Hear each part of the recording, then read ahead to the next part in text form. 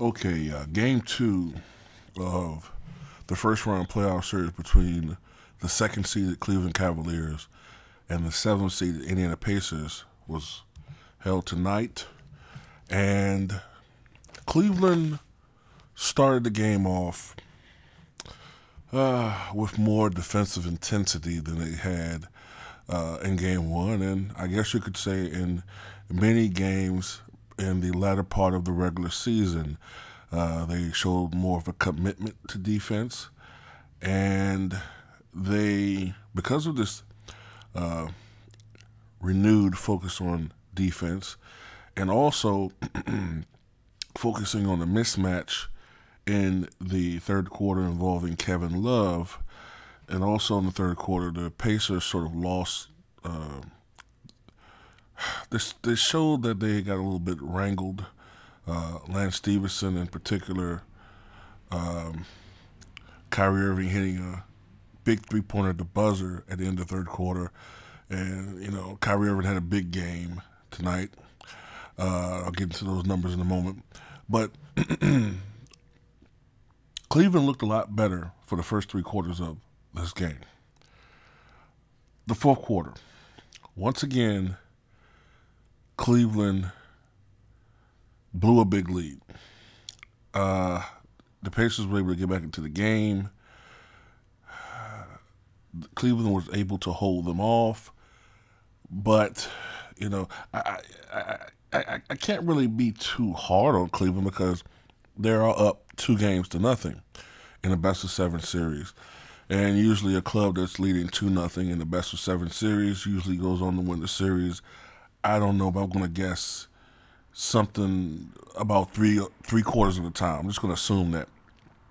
However, there is something to be said about Cleveland, and I've been pondering this for a couple of weeks now, and I think I know the problem with Cleveland defensively.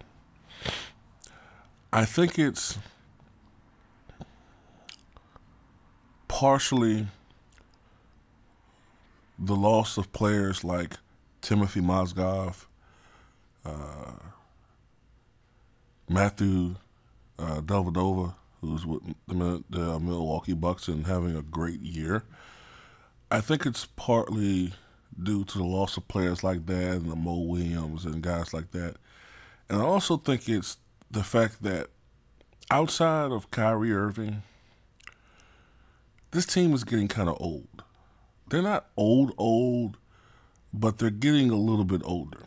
LeBron James is not the player he once was. He's still a great basketball player, but he's not the same player that he was when he was with the Miami Heat. Okay, he's older. He doesn't expend. He doesn't expend as much energy on defense as he once was. He has to pick and choose. He's not as good defensively as he once was. You got guys on this team. Just looking at the Cavaliers, right? This is just my theory now. I could be wrong. Kevin Love is not a great defensive player, all right? In my opinion, Tristan Thompson is playing out of position at center. He's a little bit undersized. J.R. Smith, no, he's not a great defensive player. Shumpert he did play well this game, but Shumpert, for the duration of the season, has not looked that good defensively. Deron Williams is older. Kyle Korver is not a defensive stopper. Shannon Fry is not a defensive stopper. Okay, Richard Jefferson, when he was younger, he was a pretty good defensive player, but he's getting older. So you have a couple of guys on this team who are older and some people who aren't good defensive players. And you look at the Indiana Pacers, and you got some young studs on this team. You got Paul George, okay? You got Jeff Teague. You got Lance Stevenson. You got C.J. Miles. You got Glenn Robinson III. Now, I call all these guys studs as far as like they're great basketball players, but I mean that they're athletic and they're younger. And that can give teams like Cleveland some trouble, more so than what you would expect in a series like this, okay? Like, if this was the Cleveland of last year, I think they would be easily dispatching this team, okay? I know some people are like, well, what difference does a year make? It does make a difference. A year can make that much of a difference, guys. You know what I mean? It does. And, case in point, 1990 Pistons, and then you look at the 1991 Pistons. Not to say that they got old all of a sudden, but injuries took a toll on that team. 86 Celtics and 87 Celtics. They did make it to the NBA Finals, but they clearly weren't the same exact team they were the year before. So, but the breakdown as far as individual performances, Paul George had a great game, 32 points, 8 rebounds, 7 assists. Jeff Teague, 23 points, 4 rebounds, 4 assists. Monte Ellis did not show up offensively. Lance Stevenson, 13 points, 2 rebounds, 4 assists. C.J. Miles, 9 points, 2 rebounds, 1 assist. So you had certain players that,